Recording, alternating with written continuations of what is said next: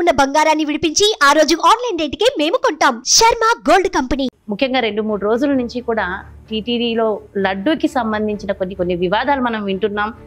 అవి ప్రూవెన్ కూడా అయ్యాయి. ఏంటి, లడ్డూలో యానిమల్ ఫ్యాట్ కలిసిందని నిజంగా వినగానే అసలు మనం ఊహించలేనట్టుగా ఒళ్ళంతా కూడా ఒకలాగా అయ్యింది. ఏం జరుగుతోంది అని బాధలో మనం ఉన్నాం. ఈ లడ్డూకి సంబంధించిన అంశం మీద అందులో యానిమల్ ఫ్యాట్ ఉంది అనేది అంటున్నారు. అది ప్రూవెన్ కూడా అయ్యింది. సో మీ అభిప్రాయం ఏమంటారు? ఎస్పెషలీ అన్నట్టుగా ఇప్పుడు ఈ లడ్డు వివాదం ఒకటి ఏదైతే అవుతుందో ఇది వినగానే డెఫినెట్గా ఒకలాంటి ప్రతి ఒక్క భక్తులకి ఇలాగా అయిందా అనేసి ఆశ్చర్యంలోనే ఉన్నాం. ఇంకా అదొక షాక్ అన్నమాట.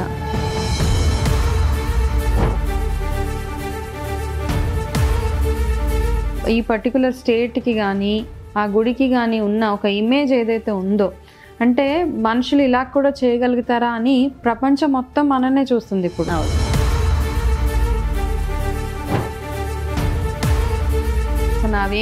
ఇప్పుడు తిరుపతి లడ్డూయే కదా మన దగ్గర ఉంది. అదే ఒకప్పుడు ఒక 5-10 సంవత్సరాల క్రితం చిన్నప్పుడు లడ్డు ఉంటే ఒకళ్ళ ఇంట్లో చుట్టుపక్కల అందరి ఇంట్లో లడ్డు ఉందని తెలిసి అంత వాసనలు వచ్చాయి. 15-20 రోజులైనా కానీ పాడయ్యేది కాదు. ఇప్పుడు అయితే వారం రోజులకే కదా పట్టేస్తుంది. అంటే దీన్ని కూడా పొలిటికల్ యాంగిల్లోకి తీసుకెళ్ళిపోయి దీన్ని కూడా స్కామ్ చేసేసి స్కాండిల్ చేసేయడం అన్నది, అంటే భగవంతుడు కూడా కలి నుంచి తప్పించుకోలేకపోయాడు అన్న ఒక ఫీలింగ్ తప్పిస్తుంది.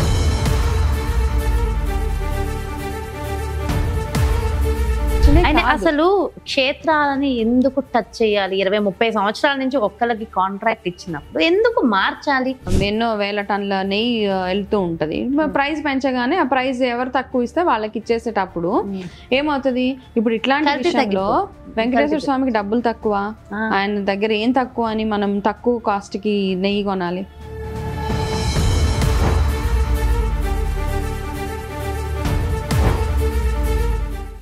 నమస్కారం, నేను మీ జాహ్నవి. తిరుపతి ప్రసాదం లడ్డు మహానైవేద్యం, మహాప్రసాదం. మనందరం కూడా నిజంగా ఒక్కసారి తిరుమల క్షేత్రాన్ని దర్శించి ఆ స్వామివారిని మనస్ఫూర్తిగా నమస్కారం చేసుకుని బయటకు వచ్చిన వెంటనే ప్రతి ఒక్క భక్తుడికి గుర్తొచ్చేది అమృత తుల్యమైనటువంటి, అమృతంలా స్వీకరించేటటువంటి ఈ లడ్డు ప్రసాదం. అనుకోకుండా నేను కూడా ఇవాళ దేవాలయానికి వెళ్ళడం, అది కూడా టీటీడీ దేవస్థానానికి వెళ్ళడం, చూడండి స్వామి మన కర్ణ ఎలా ఉందో. ఆ లడ్డు ఈ రోజు నాకు దొరకడం, ఎందుకంటే ఈరోజు శనివారము కావడం వల్ల అనుకుంటా, మరి నాకు తెలియదు, ఆ స్వామి వరప్రసాదం నాకు లడ్డు దొరికింది.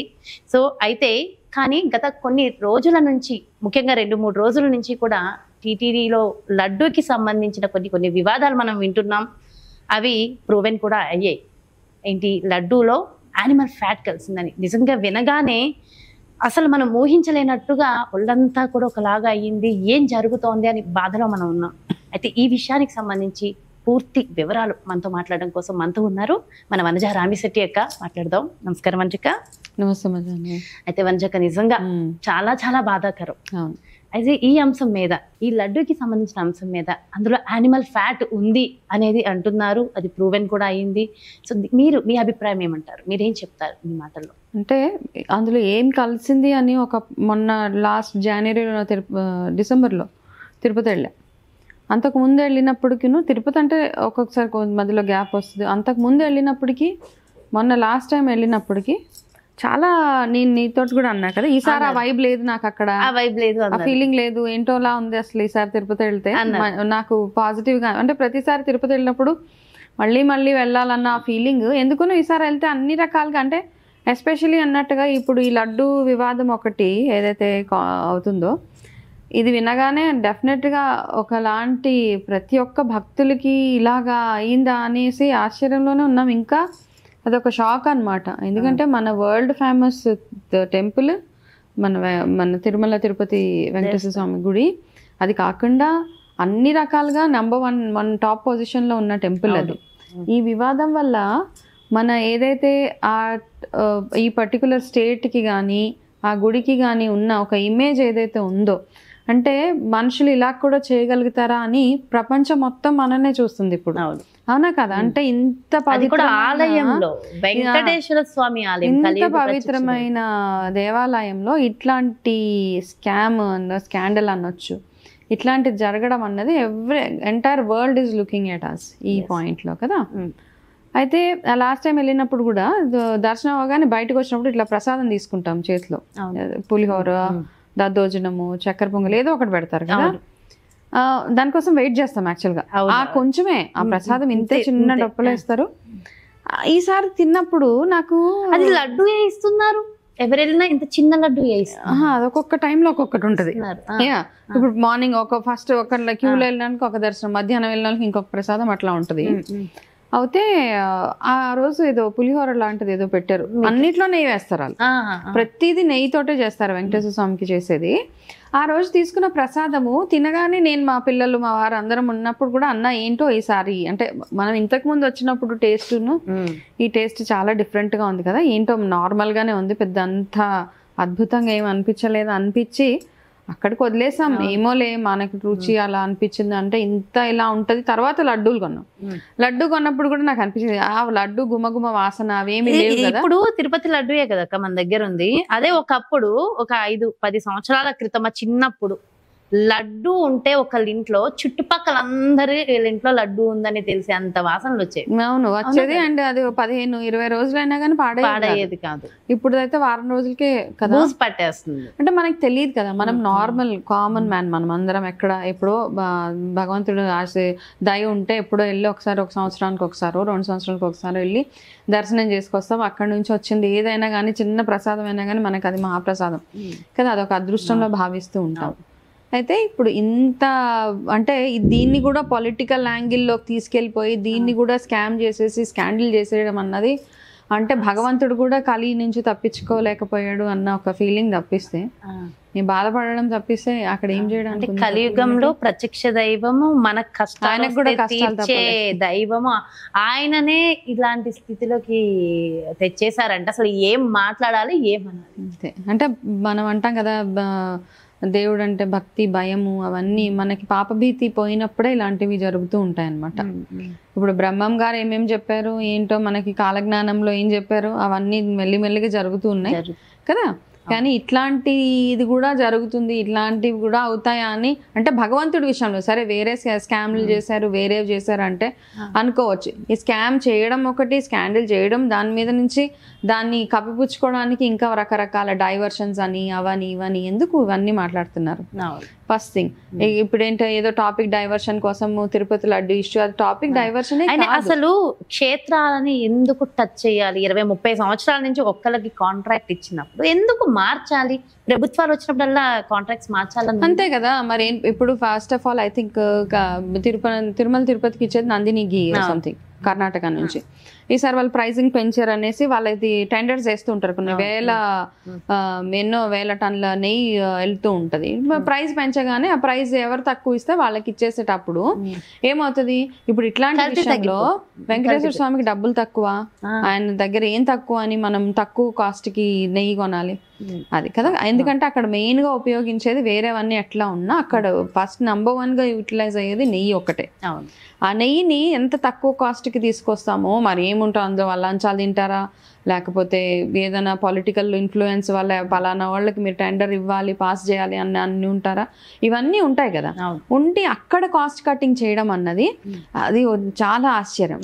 అది కాకుండా ఇంతమంది ఉన్నారు కదా అక్కడ, పురోహితులు ఉన్నారు, గుడి లోపల ఎంతో మంది ఉన్నారు, బోర్డ్ మెంబర్స్ ఉన్నారు, ఇంతమందిలో ఒక్కళ్ళు కూడా భక్తుడు లేరా? ఒక్కళ్ళు కూడా భగవంతుడు కోసం మాట్లాడే వాళ్ళు బయటకు వచ్చి, ఎందుకంటే ఎవరికి వాళ్ళు వాళ్ళ జాబ్ వాళ్ళ ఇది వాళ్ళకి వాళ్ళ సేఫ్టీ వాళ్ళ జాబ్ వాళ్ళకి ఇంపార్టెంట్.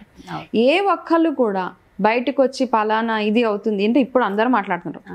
మనం అంటామా, మనం ఎక్కడో దూరంగా ఉంటాం కదా, మనం స్వామి దగ్గర లేం, దూరంగా ఉంటాం. కానీ ఆ ప్రెమైసెస్లో ఉండి ఆ దగ్గర ఆ చుట్టుపక్కల ఉన్న వాళ్ళు ఏ ఒక్కళ్ళకి కూడా అనిపించలేదా? ఈ సందర్భంగా ఒక విషయం చెప్తాను అక్క, నిజంగా అంటే ఆలయంలో ఉన్న వాళ్ళు ఏం మాట్లాడట్లేదు అని చెప్పి అనుకుంటున్నాను. ఓకే, బయట ఉన్న భక్తులు అయితే మాట్లాడుకునే ధైర్యము, మనకి ఎవరు జాబ్ తీసేస్తారనో ఏదో ప్రాబ్లం అయితే లేదు. ప్రతి ఒక్కళ్ళం అనుకుంటున్నాం, ప్రతి ఒక్క భక్తులకి చెప్తున్నా, ప్రతి ఒక్క భక్తుడు అది ఏంటి ప్రసాదంలో క్వాలిటీ పోయింది, అప్పట్లా లేదు, అక్కడికి వెళ్తే దర్శనం ఎలా జరగట్లేదు అలా జరగట్లేదు అని ఎవరికి వాళ్ళు లోపల అనుకుంటున్నాం. మన చుట్టుపక్కల ఉన్న వాళ్ళతో డిస్కస్ చేస్తున్నాం. అంత దాకా ఎందుకు, నేను ఇప్పుడు ప్రతి ఒక్కళ్ళ ఒపీనియన్ తీసుకోవాలి, భక్తుల ఒపీనియన్ తీసుకోవాలని నేను ఒక దేవాలయానికి వెళ్ళా, టీటీడీ దేవాలయానికి వెళ్ళా. ఓకే, వెళ్ళినప్పుడు మరి అంత మాట్లాడే భక్తులు చుట్టూ అందరూ చెప్తున్నారు పక్కన, ఆన్ స్క్రీన్ పెట్టేసరికి ఒక్కరికి ధైర్యం లేదా మాట్లాడడానికి? ఒక్కరు మాట్లాడితే కదా తెలిసేది. మరి భక్తులకే ధైర్యం లేనప్పుడు ఎంప్లాయీస్ జాబ్ చేసుకునే వాళ్ళకి మా జాబ్ పోతుంది, ఉద్యోగం పోతుందని అనిపిస్తుందిగా. ఫస్ట్ ఎవరు మాట్లాడాలి? భక్తులు మాట్లాడాలి. ప్రతి ఒక్క భక్తుడు రియాక్ట్ అవ్వాలి. నిజంగా చెప్పాలంటే ఈ విషయం చాలా తక్కువ మంది రియాక్ట్ అవుతున్నారు అనిపిస్తుంది. ఇది చాలా ఎక్కువ రియాక్ట్ అవ్వాల్సిన అంశం అనిపిస్తుంది. కరెక్టే, నిజంగానే. అంటే ఇప్పుడు మనకి ఎంత ఎమోషన్ కదా, ఎందుకంటే ఇది ఎమోషన్. అండ్ మనము శనివారం చేస్తాం, సోమవారం చేస్తాం, వారాలు చేసినప్పుడు కొన్ని నియమ నిష్టలు మనం పెట్టుకున్నాం. ఏంటి, ఆ రోజు ఉపవాసం ఉండాలని, నాన్ వెజ్ ముట్టకూడదని, ఓకే, ఇలాంటివి పెట్టుకున్నాం. అలాంటి అంత పవిత్రంగా మనల్ని మనం పెట్టుకుంటాం, ఎంత మాంసాహారులైనా. అలాంటిది వెజిటేరియన్స్ ఉండొచ్చు, నాన్ వెజిటేరియన్స్ ఉండొచ్చు. మరి ఇప్పుడు వెళ్ళి అక్కడ దేవాలయంలో ఈ లడ్డు తిన్న వాళ్ళందరూ నాన్ వెజిటేరియన్ అయిపోయినట్టేగా, ఆ భగవంతుడికే నాన్ వెజ్ ని నైవేద్యంగా పెడుతున్నట్టుగా. కరెక్ట్. అసలు ఈ పాపానికి ప్రక్షాళన అంటూ ఉంటుందంటారా? చేసుకోవాలి మరి. అంటే ఇప్పుడు అందరు మీటింగ్ పెడతాను అంటున్నారు.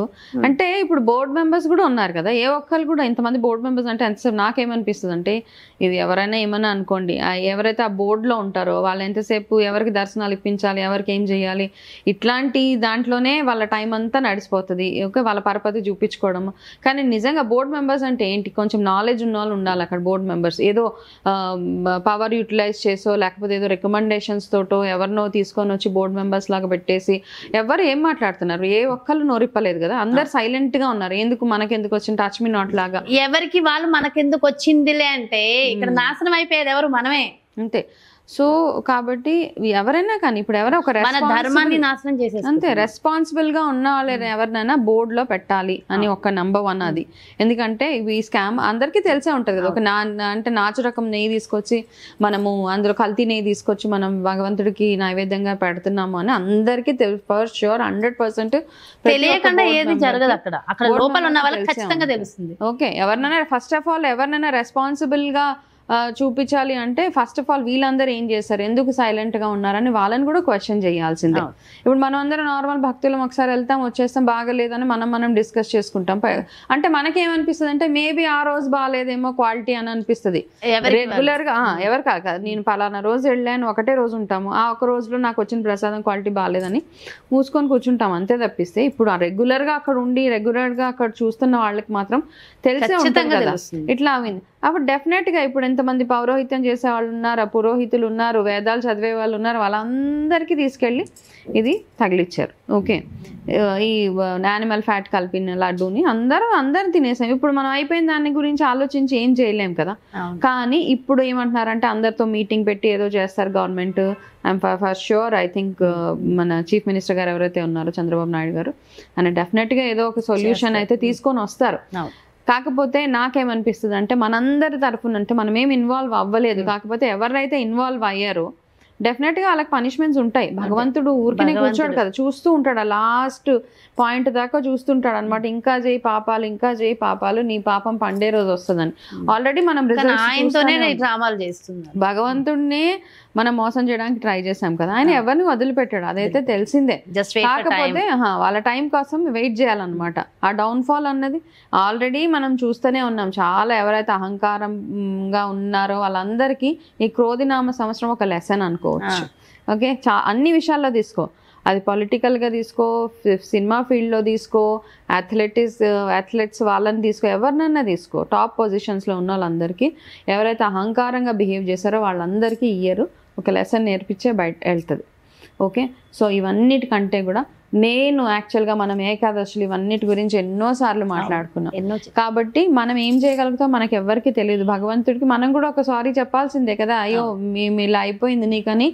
లడ్డు ఇప్పుడు ప్రతి ఒక్కరు తినేసామని బాధపడుతున్నా, భగవంతుడి విషయంలోనే ఇలా జరిగింది అంటే గనక నేను ఒక చిన్న సొల్యూషన్ నాకేమనిపిస్తుంది అంటే, మరి ఇప్పుడు ఒక మీటింగ్ అయిన తర్వాత గవర్నమెంట్ ఒక మీటింగ్ కాల్ ఫర్ చేసింది కదా, దాని తర్వాత మేబీ వాళ్ళు ఏం చేస్తారో అక్కడ తిరుపతిలో ఆ క్లెన్జింగ్ ప్రాసెస్ ఏదైతే ఉంటుందో అవన్నీ ఎలా చేసినా ఈ ఏకాదశి రోజు మనం అందరం ఆ గోవింద నామాలని 108 సార్లు రాసి చక్కగా మన ఇంట్లో ఎక్కడున్నా వాళ్ళు అక్కడే గట్టిగా గోవింద గోవింద అని ఒక 11 సార్లు మనం అందరం భగవంతుడికి వినపడేలాగా గట్టిగా అని ఒక ముద్ద కర్పూరం ఏదైతే ఉంటుందో అది వెంకటేశ్వర స్వామికి వెలిగించి, మన ఇంట్లో తులసి ఉంటుంది కదా, ఆ తులసి దగ్గర ముద్ద కర్పూరం వెలిగించి అక్కడే నించొని గోవింద గోవింద అని ఆయనకు వినబడేలాగా మనం అందరం అంటే అట్లీస్ట్ కొంచెంలో కొంచెం గట్టిగా గోవిందనామాలు వినబడితే కొంచెం మనకు మనశ్శాంతిగా మనస్తృప్తిగా ఉంటుంది. అంటే ఈ ఏకాదశ ఈ వీడియో విన్న తర్వాత ఏ ఏకాదశి అయినా ఏదైనా ఒక ఏకాదశి, ఇప్పుడు శనివారం వచ్చే శనివారం వస్తుంది, శుక్రవారం నుంచి సాయంత్రం నుంచి ఉంది ఏకాదశి.